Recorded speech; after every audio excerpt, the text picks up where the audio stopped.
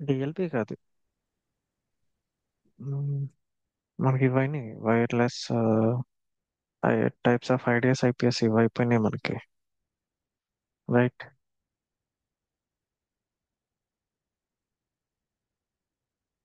Hello. Yeah bro, వింటున్నాను bro.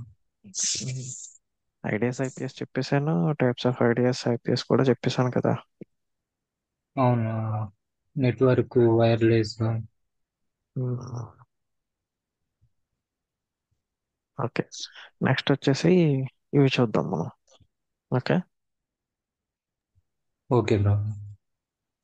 But మనకి ఇక్కడ ఎండ్ పాయింట్ ఎన్క్రిప్షన్ అంటే, ఫస్ట్ ఆఫ్ ఆల్ మా ఎన్క్రిప్షన్ అంటే ఏంటి? ఏదన్నా ఒక ఫైల్ కి నువ్వు పాస్వర్డ్ ని ప్రొవైడ్ చేయడాన్ని ఎన్క్రిప్షన్ అంటాం. అది ఫైల్ అనే కాదు, ఏదైనా సరే. ఓకే. ఇక్కడ ఏంటంటే end point encryption. End point అంటే ఏంటి మనకి ఇక్కడ? System end use end. End user యొక్క సిస్టమ్ ని మనం ఎండ్ పాయింట్ అంటాం. అంటే అది ల్యాప్టాప్ అవ్వచ్చు, మ్యాక్ బుక్ అవ్వచ్చు, ఒక కంప్యూటర్ అవ్వచ్చు, లేదంటే సర్వర్ అవ్వచ్చు. ఓకే. వీటిని మనం ఎండ్ పాయింట్స్ అంటాం. సో దానికి ఇక్కడ ఆ, వాటికి పాస్వర్డ్ ని ప్రొవైడ్ చేసి అందులో ఉన్న డేటాని ఎన్క్రిప్షన్ చేసి దాన్ని ప్రొటెక్ట్ చేయడాన్ని ఇక్కడ మనం ఎండ్ పాయింట్ ఎన్క్రిప్షన్ అని అంటాం. So actually end point encryption అన్నది ఎందుకు వాడాలి? దేనికి యూజ్ చేయాలి అసలు మనం? ఎన్నా చెప్పు. మనకి ఆ డాటా అనేది సెక్యూర్ గా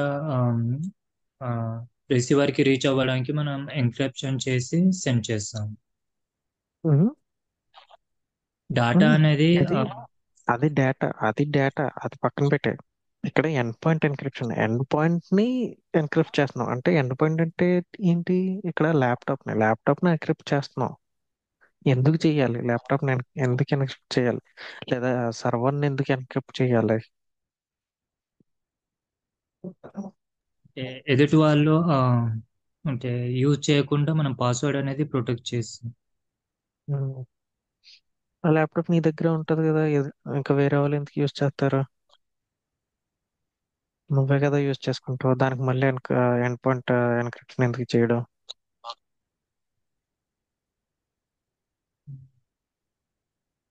మ్మ్.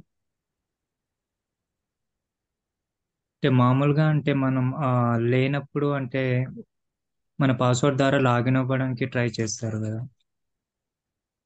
ఓకే. మ్మ్. ఇంకోటి.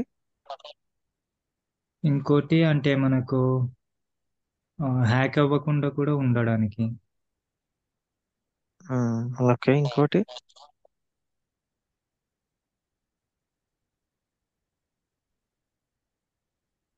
చెయ్. ఆ, ఆలోచించు.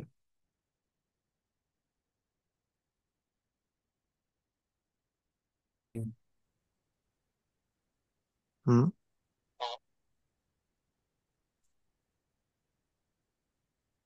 మెయిన్ గా మన ఆ,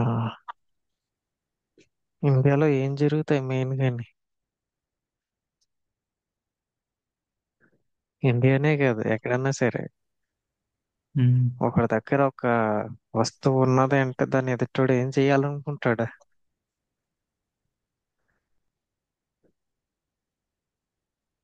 మామూలుగా అదంటే దొంగలించాలనుకుంటారు. ఉమ్, దొంగలించాలనుకుంటాడు. అవునా? సో ఆ టైంలో మనకి ఎండ్ పాయింట్ ఎన్క్రిప్షన్ అన్నది యూజ్ అవుతుంది. Okay, got okay. It. Okay. ఇప్పుడు నీ ల్యాప్టాప్ ఎవరన్నా దొంగలించారనుకో, సో వాడు యూజ్ చేసుకుంటాడు నార్మల్గా ఉంటే. దాంట్లో ఒకవేళ ఆ, మన కంపెనీ యొక్క డేటా ఉన్నదనుకో, ఏమవుతుంది? కంపెనీ డేటా అంతా బయటికి లీక్ అయిపోద్ది కదా. అవునా? అవును. సో అందుకు మనం ఎండ్ పాయింట్ ఎన్క్రిప్షన్ అన్నది మెయిన్ గా యూజ్ చేస్తాం అన్నమాట. In case any stolen cases ఉంటే, సో అక్కడ మన డేటా అన్నది ప్రొటెక్ట్ చేసుకోవడానికి మనం ఎండ్ పాయింట్ ఎన్క్రిప్షన్ అన్నది యూజ్ చేస్తాం. అంటే ఇప్పుడు ఫర్ సపోజ్ అంటే కొన్ని ఫైల్స్ నువ్వు ల్యాప్టాప్ లోనే ఉంచుతావు. వర్క్ కి సంబంధించింతే కొన్ని ఫైల్స్ నువ్వు ల్యాప్టాప్ లో ఉంచుతావు. అవునా? అన్ని సర్వర్ బ్యాకప్ కాకుండా కొన్ని నార్మల్ గా ఉంచుకుంటావు. లైక్ ఈ రోజు ఏం ప్రాజెక్ట్ చేసావు, ప్రాజెక్ట్ డీటెయిల్స్ ఏంటి అన్నది ఒక వర్డ్ డాక్యుమెంట్ లో ఏమన్నా పెట్టుకున్నావు అనుకో. ఉం? అదేమవుతుంది? వాడికి ఆబ్వియస్ గా వాడు చూస్తాడు కదా, వాడి కంపెనీ యొక్క దేని మీద వర్క్ చేస్తుంది, ఆ, ఈ ఆ, అది దాని డీటెయిల్స్ ఏంటి అన్నీ వాడికి తెలిసిపోతాయి. సో అది అవ్వకుండా ఉండడానికి అని చెప్పి, ఆ డేటా అన్నది లీక్ అవ్వకుండా ఉండడానికి అని చెప్పి మొత్తం మనం ఎండ్ పాయింట్ ని ఎన్క్రిప్ట్ చేస్తాం అన్నమాట. అది ఎలా అంటే మనకి ఐటీ సర్వీస్ డెస్క్ టీమ్స్ అని ఉంటాయి. ఆ, కొన్ని వాళ్ళు ఆన్లైన్ గా దీనికి కనెక్ట్ అయ్యి ఆ, మన యొక్క ఆ డేటాని మనం ఎన్క్రిప్ట్ చేస్తారన్నమాట. ఓకే. అంటే హార్డ్ డిస్క్ డ్రైవ్ ఉంటది కదా లోపల. సో దాన్ని వాళ్ళు ఎన్క్రిప్ట్ చేస్తారు. దాని ద్వారా వాడు ఏమన్నా డేటా తెలుసుకోవాలనుకున్నా కూడా తెలుసుకోలేడు అన్నమాట. ఎన్క్రిప్ట్ అయిపోయి ఉంటది కాబట్టి. ఓకే. సో అది ఇక్కడ అదే మనం పెట్టామన్నమాట. Providing password or key at the level of disk or drive or entire or file OS is called end point encryption. ఇక్కడ డిస్క్ ఏది మన మెమొరీ డిస్క్ ఉంటాయి కదా, వాటికి కానీ లేదా డ్రైవర్స్ కానీ లేదా ఎంటైర్ ఓఎస్ కానీ లేదా ఎంటైర్ మన ల్యాప్టాప్ కానీ ఈ పాస్వర్డ్ ప్రొవైడ్ చేసే ప్రొటెక్షన్ ఇవ్వడాన్ని ఎండ్ పాయింట్ ఎన్క్రిప్షన్ అంటాం. ఓకేనా? ఇది end point encryption. Okay. Okay bro. So okay. ఇది దీనికి వెళ్లే ముందు నీకు క్వశ్చన్ అడుగుతాను. అసలు ఈ ఐపీఎస్ ఐడిఎస్ చెప్పు. ఐడిఎస్ అంటే ఏంటి, ఐపీఎస్ అంటే ఏంటి చెప్పు. ఇవి రెండు కూడా అంటే సెక్యూరిటీ ఇస్తుంది, నెట్వర్క్ ట్రాఫిక్ కంట్రోల్ చేస్తుంది. ఉమ్, ఇది ఐడిఎస్ ఐపీఎస్ వచ్చేసి ఇది మనకి సస్పేసియస్ యాక్టివిటీస్ ఏమైనా జరిగితే ఆ, దాన్ని ఏంటంటే బ్లాక్ చేసి ప్రివెంట్ ఉమ్, చేస్తుంది. ఉమ్, డిఎస్ వచ్చేసి జస్ట్ అంటే ఒక అలర్ట్ లాగా చూపిస్తుంది, బట్ అది ఉమ్. బ్లాక్ అనేది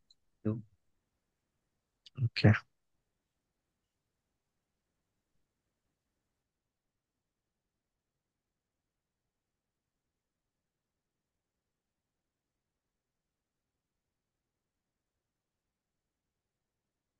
okay. Incoming traffic or inbound traffic. Incoming traffic and inbounding traffic అంటే ఎలా చెప్పాలి? ఇప్పుడు నీకు ఫర్ ఎగ్జాంపుల్ గా మన ఫోన్ కి కాల్స్ వస్తే ఏమంటాం? ఇన్కమింగ్ కాల్ ఉంటుంది. సో అలాగే ఇక్కడ మనకి ఆ, మన కంపెనీకి అంటే మన ఆర్గనైజేషన్ కి బయట నుంచి ఏమన్నా రిక్వెస్ట్లు నెట్ ఇంటర్నెట్ ద్వారా వస్తున్నప్పుడు దాన్ని ఏమంటాం? Incoming traffic. అంతే.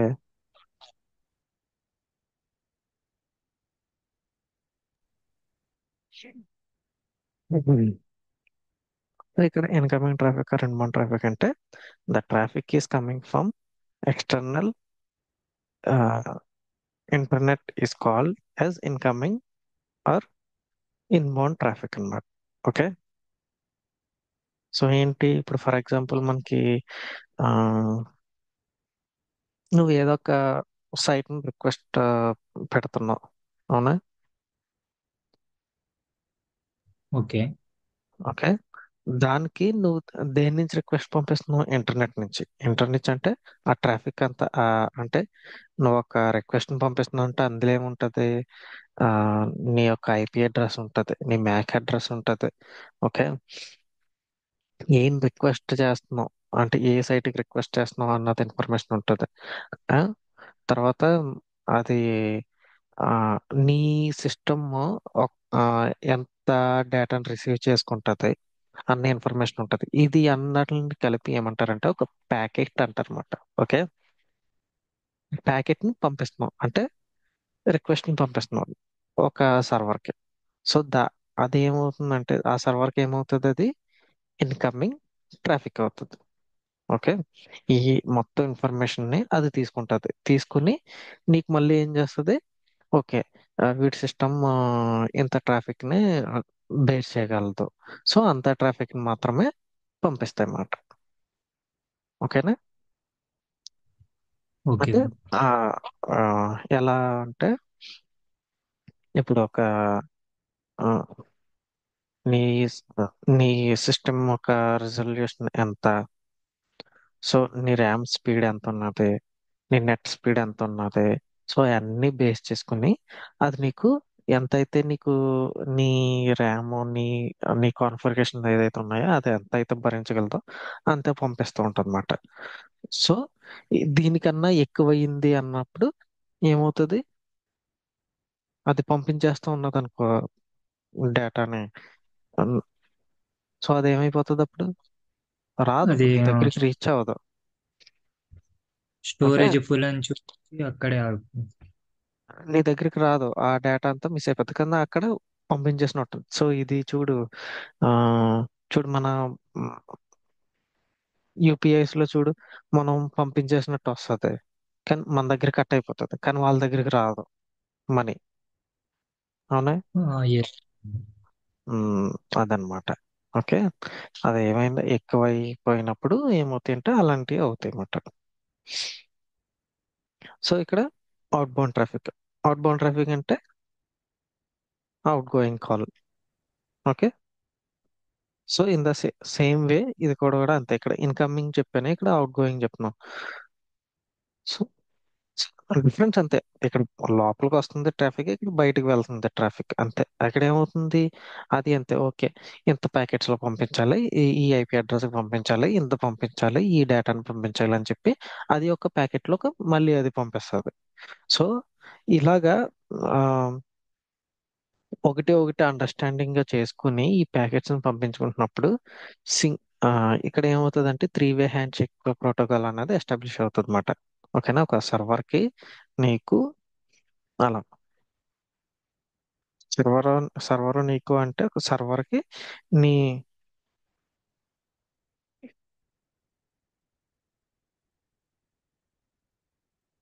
నీ సిస్టమ్ దానికి క్లయింట్ అవుతుంది. ఓకే. క్లయింట్ సర్వర్ అంటారు ఇక్కడ, నీకు అలాగని కాదు, జస్ట్ నీకు అర్థం అవ్వాలని అలా చెప్తున్నాను. ఓకేనా.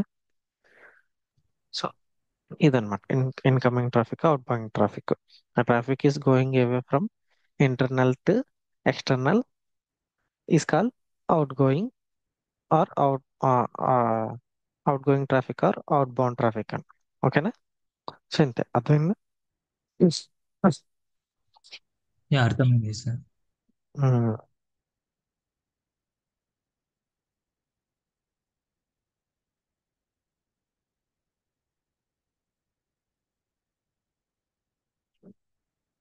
సో నెక్స్ట్ వచ్చేసి ఇక్కడ net flow data. Okay. Net, అసలు నెట్ అంటే ఏంటి. Internet. Normal net, net quantity అంటారు చూడు, నెట్ క్వాంటిటీ, నెట్ శాలరీ. అంటే ప్రస్తుతం current in hand. In hand అంటే మొత్తం వాడి బేసిక్, వాడ ఆ, ఏంటి కన్వీనియన్స్, లేకపోతే వాడి అలవెన్స్లు అన్ని కలుపుకుని వాడిది నెట్ శాలరీ అంటారు. అవునా. Hello. Yes sir.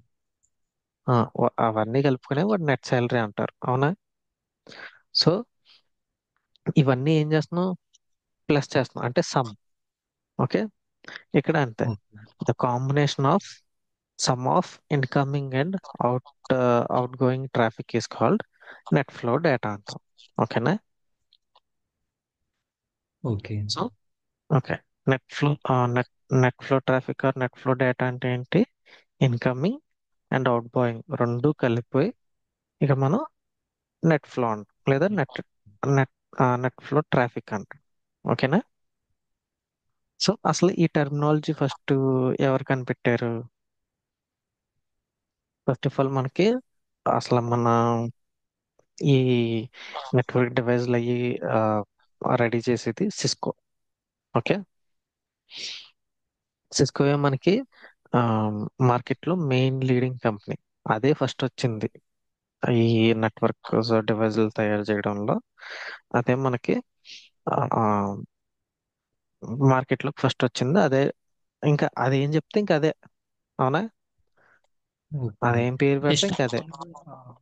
Internet start అయినప్పటి నుండి మనకి సిస్కో కంపెనీ నెట్వర్క్ కి సంబంధించినవి ప్రొవైడ్ చేస్తారు స్టార్టింగ్ ప్రొవైడ్ నుండి. చేస్తుంది. ఉమ్. ఇప్పుడు అండ్ ఫస్ట్ ఇది మనకి మొబైల్స్ అన్నాయి. మన ఇండియాలోకి ఏ కంపెనీ వచ్చింది ఫస్ట్? నోకియా. ఇంకా ఫోన్ అంటే నోకియా. అవునా? సో అలాగే మార్కెట్లోకి, ఇంటర్నెట్ మార్కెట్లోకి మొత్తం ఫస్ట్ వచ్చింది ఇదే సిస్కో. అది ఇంకా ఏ చెప్తే ఇంకా అదనమాట. సో ఈ టెక్నాలజీస్ అన్ని ఈ సిస్కో పెట్టిందే. ఓకేనా? Okay bro. ఓకే. ఇప్పుడు ఒక్కొక్క కంపెనీకి సంబంధించి ఒక్కొక్కలాగా మనం చెప్పుకుందాం. ఓకే. సిస్కో. ఫస్ట్ ఇది మన సిస్కోకి సంబంధించిన రౌటర్స్ కానీ స్విచెస్ కానీ యూస్ చేస్తే ద సమ్ ఆఫ్ ట్రాఫిక్ ఏమంటాం అంటే నెట్ ఫ్లో అంటాం. ఓకే. ఇన్ జనరల్ గా అందరూ నెట్ ఫ్లో అనే అంటారు. కానీ ఇక్కడ మనకి హెచ్పి అండ్ జుపిటర్ ఏం చేసాయి అంటే మేము ఎందుకు వాడుకలాగా ఉండాలి. ఇప్పుడు చూడు, ఆ యాపిల్ ని నార్మల్ మన ఫోన్స్ కి మనం ఏమంటాం? ఛార్జింగ్ కేబుల్ అంటాం, లేదా యూఎస్బి కేబుల్ అంటాం. వాడు చూడు, యాపిల్ అన్నవాడు ఏం చేశాడు? Lightning cable. పేరు ఎలా మార్చాడు? లైట్నింగ్ కేబుల్ అని. సో అలాగే ఇక్కడ మనకి హెచ్పి కంపెనీ ఏం చేసిందంటే, మన హెచ్పి కంపెనీకి సంబంధించిన రౌటర్స్ కానీ లేదా స్విచెస్ కానీ యూజ్ చేస్తున్నాం అంటే దాని యొక్క ట్రాఫిక్ ని మనం ఏమంటాం అంటే ఎస్ ఫ్లో అంటారన్నమాట. Okay. Yeah okay yes bro. Flow. Okay. S flow అంటారు. సేమ్ యాజ్ జూమినర్ కూడా అంతే. జే ఫ్లో అంటే యాక్చువల్ గా మెయిన్ అందరూ అనేది మాత్రం నెట్ ఫ్లో. కానీ ఇక్కడ ఇవి వాడుతున్నప్పుడు అక్కడ మనకి మన సిస్టమ్ కాన్ఫిగరేషన్స్ లో ఇవి మారిపోతాయి పేర్లు. Okay. J flow, S flow అని. ఓకేనా? ఓకే. ఆ, ఇక్కడ expect HP and Jupiter remaining all the vendors routers switches are using the total traffic is called net flow. Only ఈ టూ కంపెనీస్ మాత్రమే మనకి వాళ్ళకి సంబంధించిన పేర్లు పెట్టుకోరు. మిగతా అందరూ నెట్ ఫ్లో నెట్ ఫ్లో అనే పెట్టుకున్నారు. ఓకే. సో నెక్స్ట్ వచ్చేసి మనకి ఇక్కడ ఫైర్ వాల్ లేదా నెక్స్ట్ జనరేషన్ ఫైర్ వాల్ అన్నమాట. యాక్చువల్లీ ఫైర్ వాల్ అన్నది మనకి ఐడియా ఉందా నీకు? ఫైర్ వాల్ అంటే అవును, అంటే ఇంటర్నెట్ ద్వారా ఇన్కమింగ్ అవుట్ గోయింగ్ ట్రాఫిక్ అనేది ఉమ్, ఫైర్ ఫైర్ వాల్ లో అవుతుంది. అండ్ ఉమ్, ఇక్కడ మనకి హ్యాక్ అవ్వకుండా అక్కడే మనకి ప్రొటెక్షన్ అనేది చేస్తుంది ఫైర్ వాల్. ఉమ్. ఓకే. ఒక ట్రాఫిక్ ఏమవుతుందంటే మనకి ఫైర్ వాల్ నుంచే మనకి ఇన్బౌండ్ లేదా అవుట్ బౌండ్ ట్రాఫిక్ అన్నది దీని నుంచి ఫ్లో అవుతూ ఉంటది. ఓకే. ఇది ఏం చేస్తుంది అంటే మానిటర్ చేస్తుంది ఆ ట్రాఫిక్ ని మనకి. ఓకే. మానిటర్ చేసి ఏమన్నా సస్పిషియస్ నువ్వు ఇచ్చిన రూల్స్ ని బట్టి. ఓకే. నువ్వు ఏదైతే రూల్స్ ఓకే. ఇస్తావో దానికి తగ్గట్టు అది యాక్ట్ చేస్తుంది. అంటే ఈ ఐపీ అడ్రస్ ని బ్లాక్ చేయి అని అన్నాం. ఈ ఐపీ అడ్రస్ నుంచి వచ్చే ట్రాఫిక్ ని బ్లాక్ చేయన్నాం అనుకో, బ్లాక్ చేస్తుంది. ఈ ఐపీ అడ్రస్ నుంచే ట్రాఫిక్ ని అలో చేయని పెట్టామనుకో, రూల్ అలో చేస్తుంది. ఈ పోర్ట్ నుంచి ఈ పోర్ట్ నుంచి ఆ, వెళ్ళే ట్రాఫిక్ ని ఆపే అన్నది అనుకో, ఆపేస్తుంది. ఓకే. ఈ పోర్ట్ నుంచి ట్రాఫిక్ ని అలో చెయ్యి, పంపించు అనే రూల్ పెట్టామనుకో, పంపిస్తుంది, అలో చేస్తుంది. ఓకే. సో అది యాక్చువల్ గా ఫైర్ వాల్ అన్నది టూ ఫిజికల్ లో ఉన్నది, మనకి సాఫ్ట్వేర్ బేస్డ్ ఉన్నది. ఓకేనా? అండ్ ఇంకో డౌట్ ఉంది బ్రో. ఇప్పుడు చెప్పు, ఇది అడుగు. ఫైర్ వాల్ మనకి ఇప్పుడు తీసుకున్నాం అనుకో, ఫర్ ఎగ్జాంపుల్ ఒక ఉమ్, డివైస్ న్యూ డివైస్. దానికి ఆటోమేటిక్గా ఇన్బిల్డ్ అయి వస్తాయా రూల్స్, లేకపోతే మనమే మాడిఫికేషన్ చేసుకోవాలా అది తీసుకున్న తర్వాత? కొన్ని రూల్స్ అన్నది ఆటోమేటిక్గా ఉంటాయి. మనం కొన్ని రూల్స్ మనం అప్లై చేసుకోవాలి. ఓకే. సో,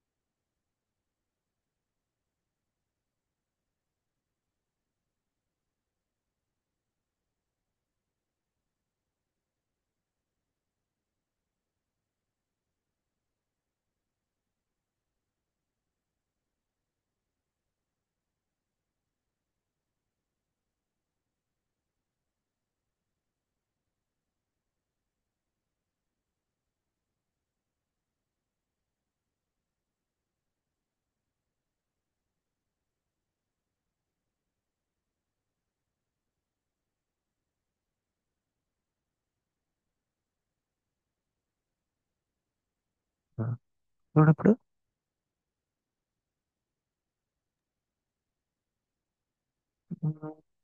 ఇది కాదే.